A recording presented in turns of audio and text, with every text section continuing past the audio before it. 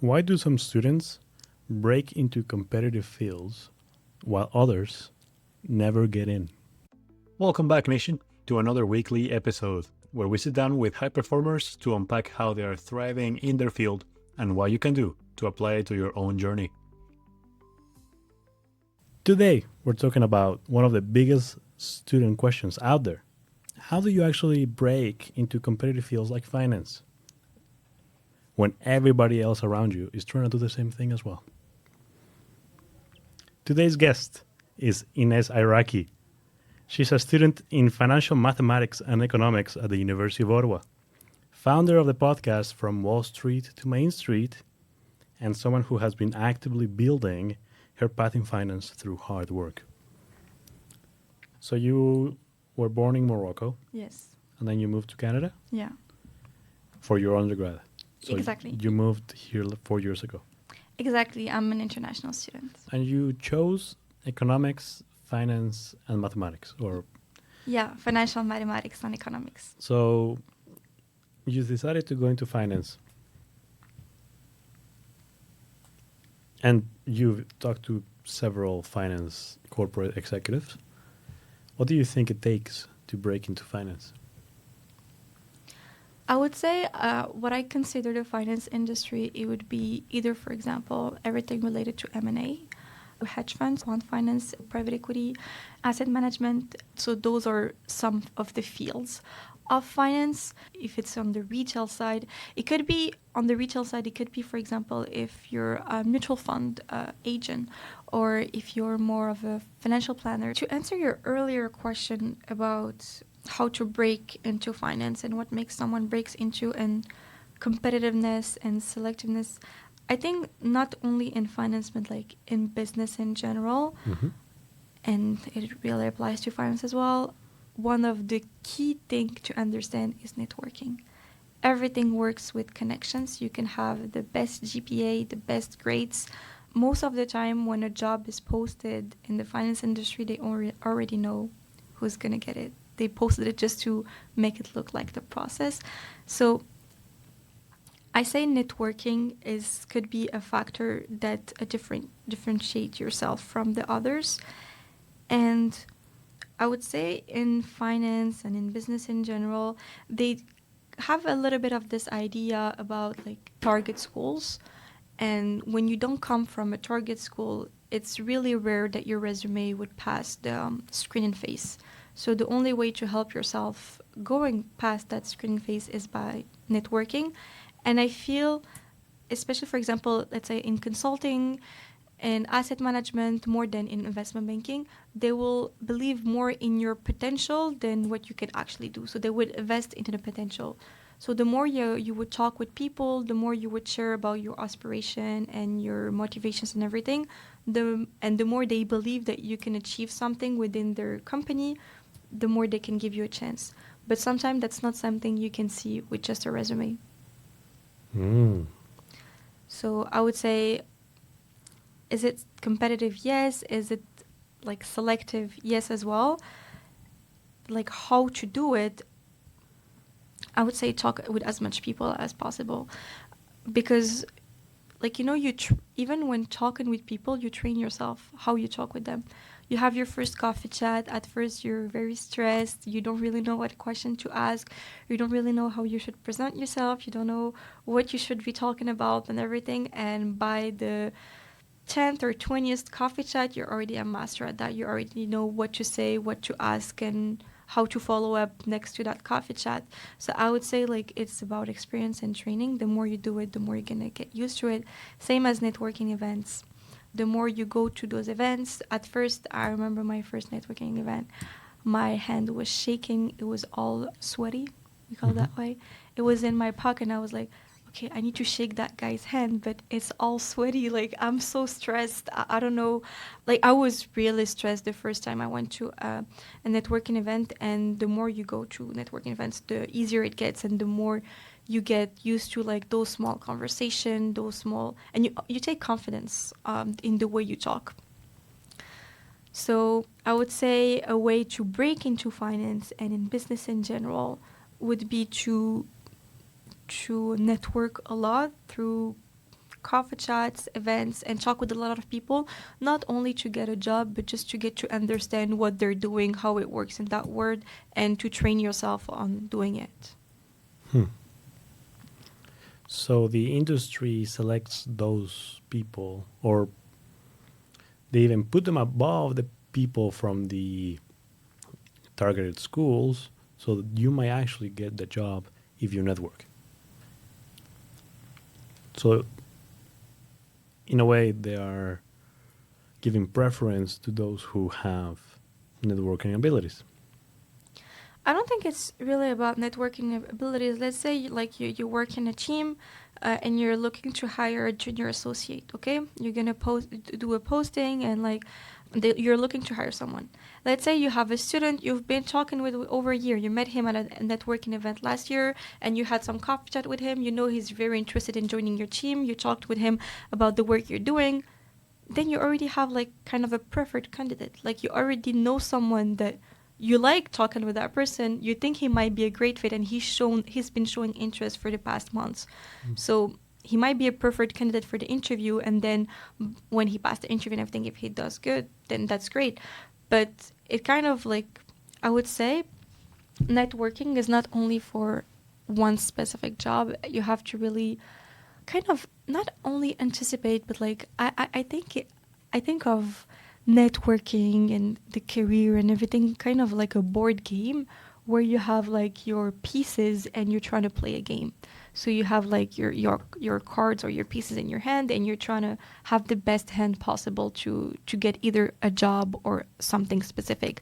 And the different moves that you can make is talking with that person, going to that event, sharing this about that. And so I really find it like it's a game and you have to have the best strategy. And among the strategies, there is like talking with people, showing interest, and there is like some specific things that you can do or say during a coffee chat or during an event that could be part of a strategy all along. So everybody's playing a random game and you're playing chess. Like I would say you need to have like a target strategy. Let's say, for example, tell me about a company you want to join. Well, let's just say one real estate company. Let's just say Sylvie. Sylvie? Yeah, just for an example. Okay. So let's say, for example, your dream and your target is to get into that company. So you have to be very specific about like the strategy that you want to do to get into that company. And I think for most of the roles I got, this is exactly how I did, is that I was very specific about my strategy and how to get there. So what I would do, first of all, I would go on LinkedIn and Google that company on LinkedIn. And then you go to the employees part of that company and you connect with all of the employees, especially the ones that are in the city where you want to work. You're trying to connect with all of those people. How? Like you connect. You click on connect. Okay, invite. So, yeah. So, like you look on LinkedIn, the name of the company. So you look up Sylvie. Then you see the company there. You click on the company and then you have like you have like job posting. Like you have some little things. And you click on the employees tab. Yeah. You go on the employees tab and let's say you want to work in Toronto. Then on the employees tab, on the research tab, you're going to look up Toronto. And then you're going to have all the people that work in that company in Toronto. Then you connect with all of those people. You send a connection request to all of them. After maybe 1 week, you go to your connections, like on your profile, and you filter the connection with the name of that company. Then you're going to have a list of all the people who accepted you, and you are now connected with them. Then you're going to follow up with a LinkedIn message and reach out to them like, hello, my name is Raul. I'm this year in this program. I'm really interested in that. And so what you do, you can use AI for that, is that you're going to copy paste their profile into AI and have your like kind of customizable message. And you're going to send them, all of them, that message. Let's say there is 50 people that accepted you. So you send 50 messages and they have to be personalized to their experience and make sure they make sense. Like, for example, sometimes I receive messages that says something that I haven't done. And like, you don't feel like answering someone that, like someone told me, sometimes someone told me, oh, you worked here. I was like, no, I never did. So you don't really know where you're reaching out to me. But so make sure like your messages make sense. So for example, like what I do is like, okay, you take a look at all of these people, you take a look at their profile, you copy paste their profile into AI, and it's going to create a personalized message for you. And what do you tell them? Do you what's the goal of these messages? Getting a coffee chat with them? Yeah. So on the message, you're gonna like. I really like the messages to be structured in a direct way. And this is how I personally reach out for my podcast guests, honestly. And so, like, the first paragraph, you're like, okay, let's say you present yourself. So my name is Raul. I'm in this year in that program. I've developed interest in that, and I'm also a host in the Student Nation podcast. I'm really interested in developing a career in this industry, and I saw you worked in this industry for over this number of years, and you developed like focus on this and this. I'd love to learn more about your experience and any insight or advice you might want to share about like your perspective and what you learn in that industry. If you do have some availability in the coming days or week, I'd love to schedule a coffee chat to learn more about your career, best role, whatever. So you send all of these messages. And don't expect any answer. Honestly, out of 50 messages, expect 3 answers. And that's completely normal. I guess I've been used to that by, my first job was a door-to-door sales representative. Mm-hmm. So out of 50 doors every day, I had maybe 5 doors open. And then you have to close those doors and sign a deal. So I'm used to not getting an answer. Mm-hmm. And you really don't have to take that personally. Like, it's completely normal. Mm-hmm. And like, I'm shocked when people answer me. Like the not answering part for me, it's like already there, you know? Better be surprised than disappointed. Exactly. Like, you get used to it. So then let's say you schedule a coffee chat with those person. And when you schedule that coffee chat, I would recommend to be prepared about what specifically you want to ask that person. So then you have to do the stalking part. You have to stalk their LinkedIn, their publication, and most of the time, people publish the work they've been recently doing. Like, you really want to seem like someone that's not just looking for a job, but like that's genuinely passionate about what they do and want to learn more. Mm-hmm. So you want to position yourself that way during the call. And you want to position yourself that way in a way that they will tell you about an opening because they think you'll be a great fit, and not you telling them about a specific opening. For example, like, let's say you go on the call, and the first thing on the call is that you specify the goal of that call. So, hello, whatever name, I hope you're doing great. Today's call, I was hoping we could like talk about this, this, and this, and be very understanding of their time. So if there is any subjects that you want to cover, make sure you cover them in the amount of time that you guys decided. Do you go to them? Do you schedule it in a coffee shop? Where do you do that? Usually I do it like online. It depends. If I can do it in person, I do it in person. But personally, most of the people I've reached out to were not in Ottawa. So if I am going to their city, I would see them in person. But I'm talking about that strategy. That's the strategy I use for my podcast guests. Mm-hmm. So most of the time, we first do one call virtual where they tell me about the career, I take my notes, and then I share them the podcast idea. But depending on if they say yes or no, then we will see each other in person for the podcasting day, for the recording date. But for jobs, I've done that strategy twice, and both it works. So I've done it for my internship last summer, and I've done it for my job after graduating. So it's PwC and then the job that you're going to Yes. get this summer. Yes. That's exciting. And so, yeah, I would say. And so, like, yeah, you talk with most of the people.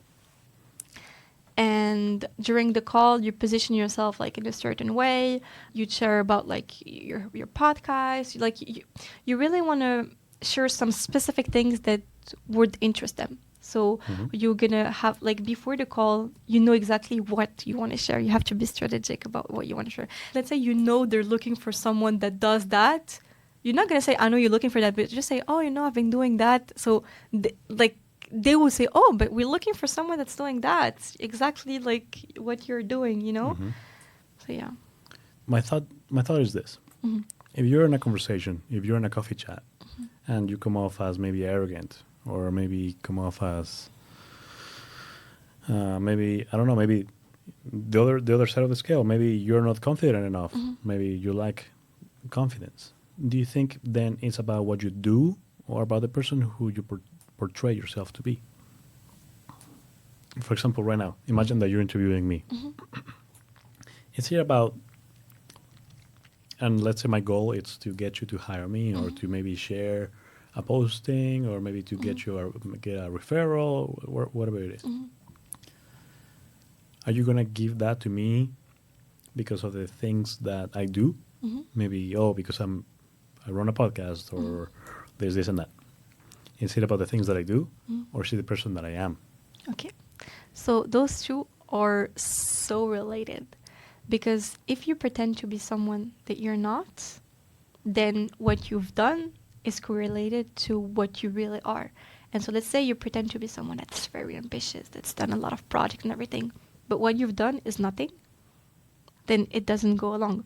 But let's say, for example, you do a lot of things, and so like those two are really correlated. So if you say you are someone, then you've been doing things that shows that you are that person as well. So let's say during the call you tell me, oh yeah, I'm very ambitious. I've done a lot of things. I'm doing that and that and that.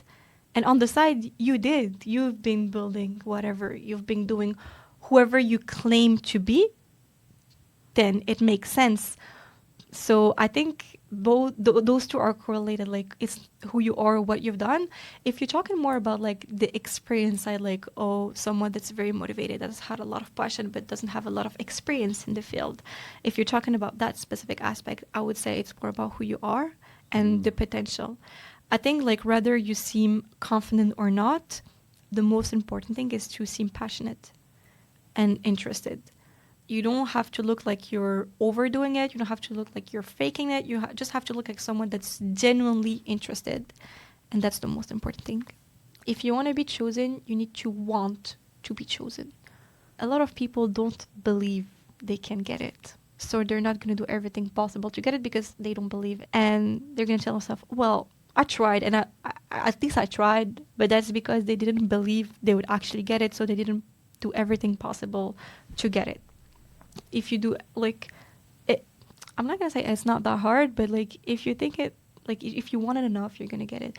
And what I mean by that is like, let's say for example, you want that specific job, okay? You want that specific team.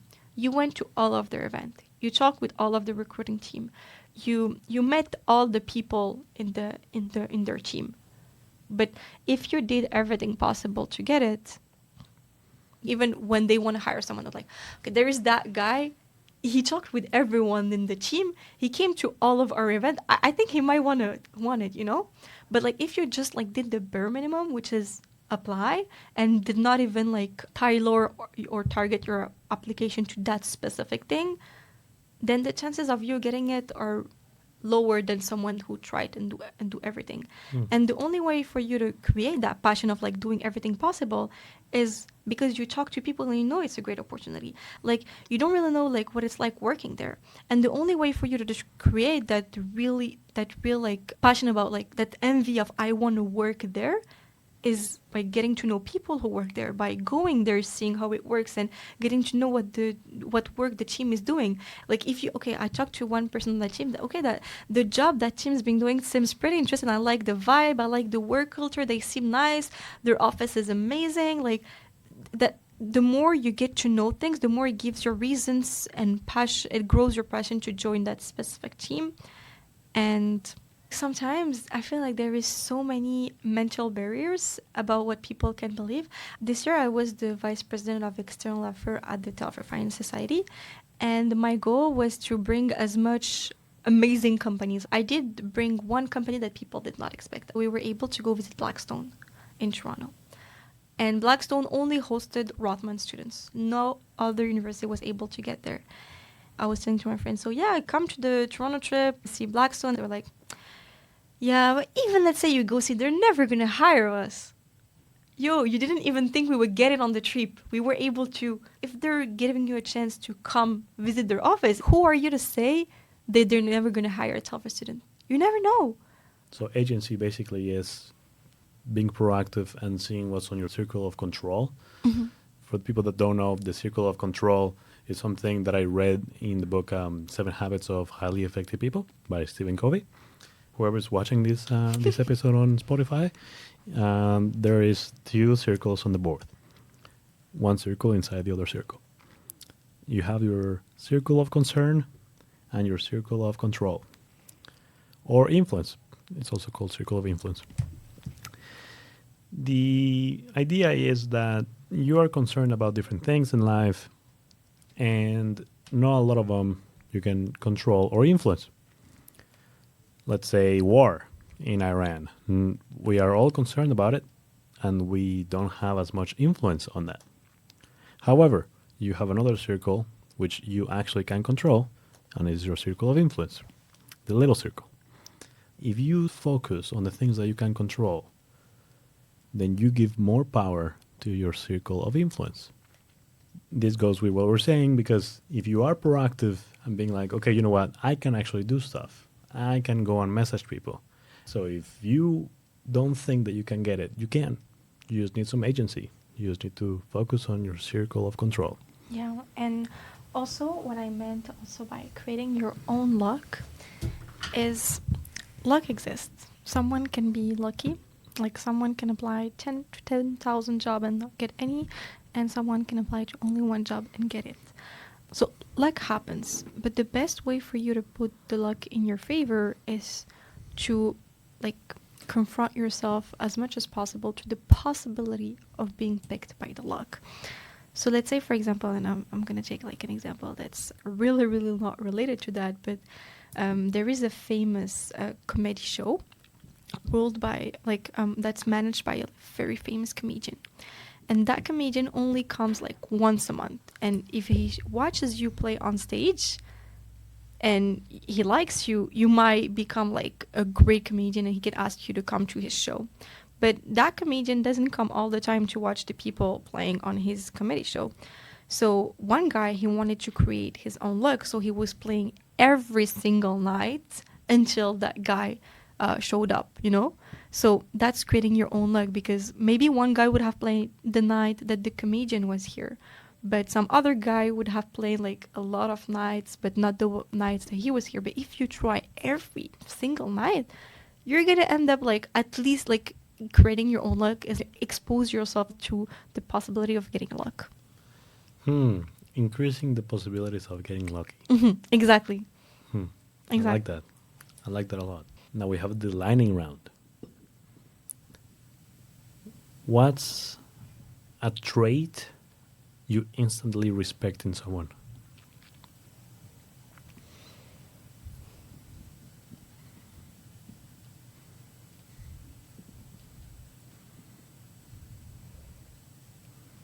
I love and I will always encourage people that are very ambitious and that are not scared of bad outcomes. Like, it's not because it could, like, I feel like a lot of people, when they want to pursue a project, they think about all the bad things that could happen. But they forget about all the amazing things that could happen from that project.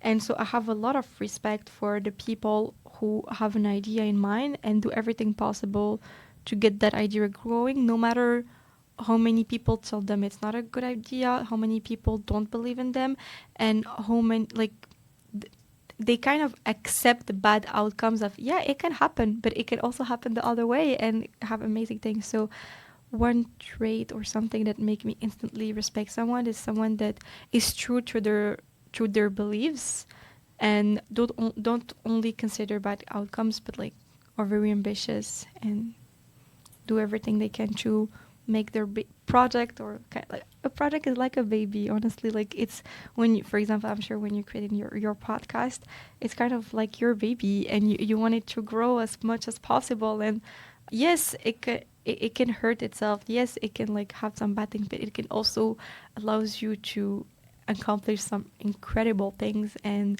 I feel like the great things you can accomplish compared to all those concerns of those bad things, it's worth it sometimes. If you can place a phrase or a quote on a billboard that's everywhere around the world, in every corner.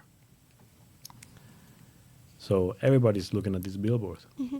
What's a phrase or quote you would write on that billboard to slowly change people's mindsets towards something positive? You put me on the spot because I cannot think of one single sentence. I know, like, if I want to impact someone, I would prepare like a whole speech with a story. Like, because like the way you can impact people is with emotions, and you have to impact like the way they think or the way they see things or their perspective. And with that, you need to create some kind of emotion. And to create an emotion in one single sentence, that's a hard task. If like, I don't think it would change anything, but if I did get the chance, like if people acted the way of what I'm going to say after that, I think that would make the world a better place and a happier place. It sounds very childish, but follow your dreams. And I think if every single one follow, like listen to their hearts and trust themselves about something specific. Like, don't try to be like someone else or trying to fit into codes. Like, just listen to yourself and grow like at your maximum potential. Then, like, first of all, it's going to create happiness. When you're happy, you want to do good. You want to help the other people. So, like, the cycle of good things that are going to come from this, it's amazing. And I think the best way to accomplish something or to become successful is by following your passion. So if you have something that resonates deeply in you, I think you should just listen to it and not be scared about the bad outcomes, and just focus on your circles of control to make that dream possible. That was beautiful. Thank you so much for being here today. It has been a pleasure having you on. What's your takeaway for students? Thank you very much, Rob, for having me. I really enjoyed listening to my own voice while talking. It sounds a lot of like ASMR. ASMR. What's your takeaway for students? Believe in yourself. Believe in Because yourself. beliefs are the first obstacle to getting somewhere. Beautiful. Thank you so much. Thank you, Rob. That's it for today's episode, Nation. If you got value from this, share it with someone who needs to hear it, or post it on your story to help us reach more people. We are here to bring systems, stories, and strategies that will actually work for life. Follow us on socials, leave a review, and we'll see you next week.